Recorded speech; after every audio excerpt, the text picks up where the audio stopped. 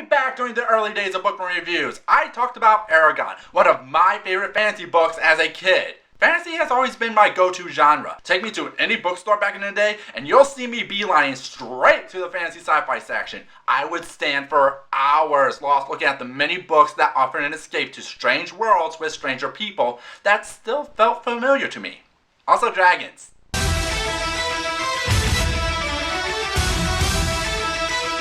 I like dragons. And when you have a big blue dragon plastered on your cover? Shut up and take my money! Logic. Eragon itself was nothing new to the fantasy genre. It follows the formula that, in the broadest strokes, makes you think you're reading A New Hope in the Lord of the Rings universe. But the saving grace for me is, 1, nostalgia, but 2, there was a real passion to it.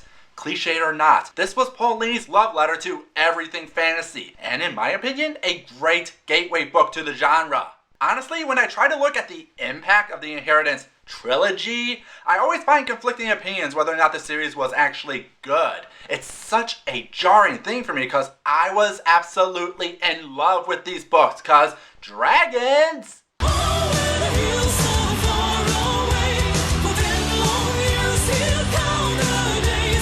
Though the question of the overall quality of the series is a topic for another day. Today is a day to reminisce of days long past, as we look at one of my favorite sequels of my childhood. Ladies and gentlemen, boys and girls, people of all ages, my name is David Popovich, aka the Bookworm, and welcome to Bookworm Reviews. Sit back and relax as we dive into The Eldest Strikes Back. God damn!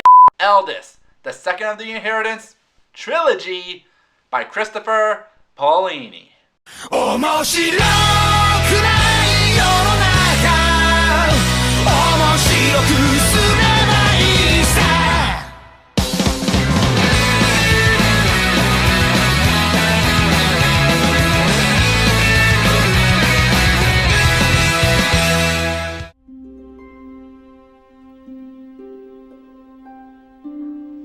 When we last left off, Eragon and Saphira have come into their own as dragon riders from their journey. They've lost a lot. Family, home, mentors, but along the way have gained new allies, like Murtagh. Oh, I'm going to pronounce so many of these names wrong. The forsaken son of Morzin, a betrayer of the Old Riders, becoming Eragon's best friend. Arya, the elf warrior Eragon helped rescue from prison, and Orc.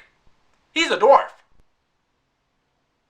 Moving on then. They have joined the Varden, the Rebel Alliance, no really, that's what they are, led by a jihad to take down the tyrant Galbatorix, and have taken a major victory when Eragon defeated one of Galbatorix's best men, the Shade Durzin, when he attacked the Varden headquarters. Can you tell this is a fantasy book?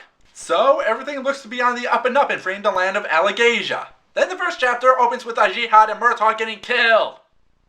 No joke! I scried both Murtagh and the twins, and saw naught but the shadows of the abyss. Her eyes met Eragon's. I'm sorry. They are gone. Channeling your inner Martin there, aren't you? Oh, what's that? Murtagh's your favorite character? Well, too bad! He's dead now! The loss of his best friend brings forth a hard truth for Eragon. Even though he killed one of the most dangerous creatures in the land, it was all luck.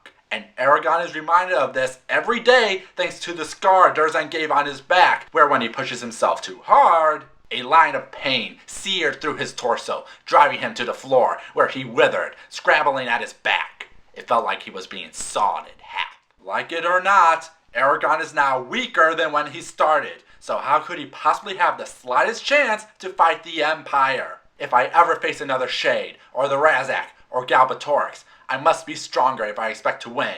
Braum could have taught me more. I know he could have. But without him, I have but one choice. The elves. When Eragon got his scar, he had a vision from a strange being known only as the cripple who is whole. Ooh. Telling him to go to the Dagobah system. Son of a bitch! To go to the Verdun to train with Yoda. I mean the elf! The newly appointed leader of the Varden, Nasuda, Ajihad's daughter, agrees. I will continue the path led down by Ajihad. You will go with Arya to the elves. Be instructed there, then return to the Varden. But one of the elements that continues from the last book is where Eragon's allegiance lies. Sure, the Varden are the good guys, but that doesn't mean everyone wouldn't like to have him for themselves. When you're the only free dragon rider, and a young and impressionable one at that, you pretty much put a big red bullseye on yourself. So Eragon's put in a tug of war between the Varden's Council of Elders, Nasuda, the Devargangata, the dwarves, the elves, his own race, himself. If I continue to incur loyalties and allegiances at this pace, I'll be incapacitated before long, unable to do anything without breaking some oath. But they are necessary allies, or else everyone would hunt him down. With Galbatorix set against us, you need allies, not enemies around you. We cannot afford to contend with both the Empire and the Varden. So Eragon, along with Arya and his now foster brother Orc, the Dwarf King has adopted him, go off to the elves. But that's not the entire story. Unlike another YA franchise that hates to divert from the main character, Eldest expands from the last book from 1 to 3 perspectives. Eragon's journey and training with the elves, Nasuda as she works to move the Varden to the free country of Serda, and Roran, Eragon's cousin. This is one of the biggest standouts of the book. Roran was in less than a fourth of Eragon, but his story was simple. He loves the woman Katrina, but her butcher father, Salone, disapproves of Roran's village standing as a farmer. He leaves to become an apprentice to earn Salone's favor, but when he hears about his father's death and Eragon being wanted by the Empire, he comes back, seeding a hatred for his cousin, cause whatever Eragon did to piss off the Empire has made him lose everything. And it's here he becomes an intriguing character. See, Roran and Katrina are madly in love. They don't care about each other's standings, but their village traditions have put Roran in an uneasy spot. I love you, Roran, and I want to be with you, but father has other plans for me. There are far more eligible men than you, and the longer you delay, the more he presses me to consent to a match of which he approves. So there's all that.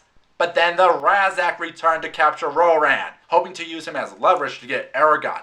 But the village isn't going to just give him away, which leads to the escalation of Roran becoming a leader to protect his village from the Empire, using his weapon, a giant hammer. But becoming a leader to defend your village from a much more powerful Empire where your weapon is a giant hammer, you're expected to use it. Roran had never expected or wanted to kill, and yet he had taken more lives than anyone else in Carvajal.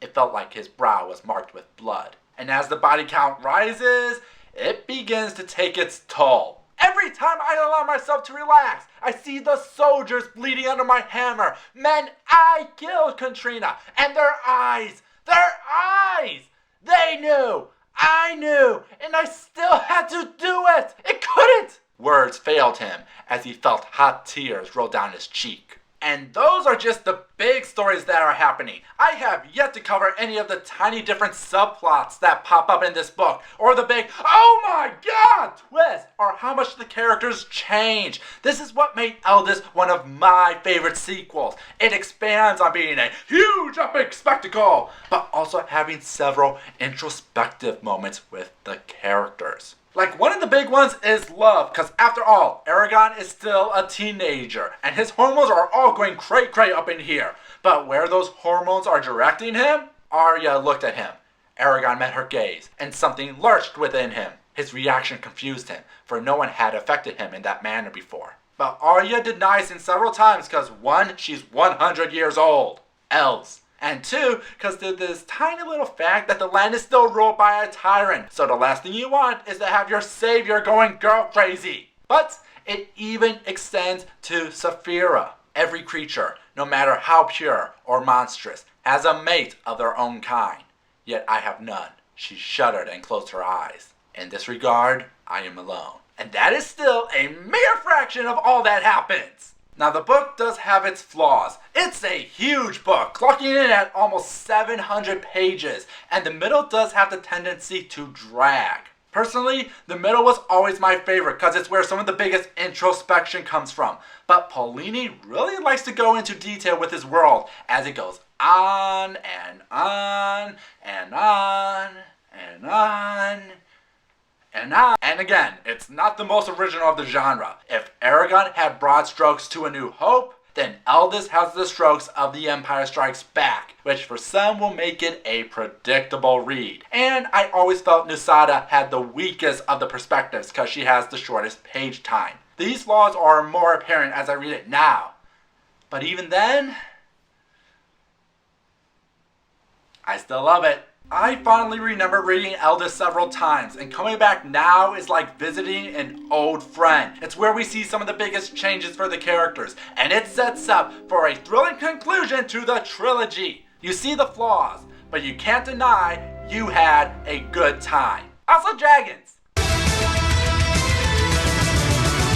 I like dragons. After Eldest though, that's another story. What about you, Internet?